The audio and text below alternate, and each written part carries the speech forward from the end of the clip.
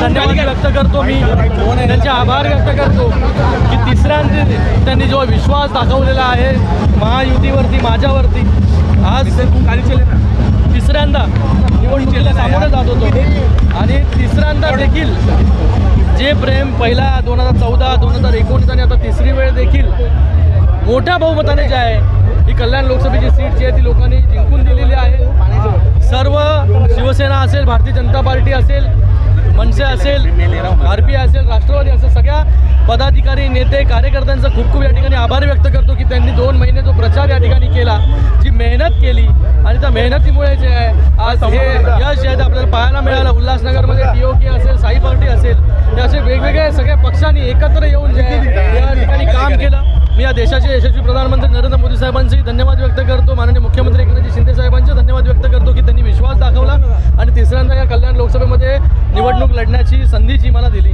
आणि तिसऱ्यांदा मला वाटतं मोठं मताधिक्य जे आहे हे कल्याण लोकसभेमध्ये मिळतंय। आपण जर बघितलं ठाण्यामध्ये ताज्या घडामोडींसाठी स्वानंद न्यूजला सबस्क्राईब करा आणि बेल आयकॉनवर क्लिक करा।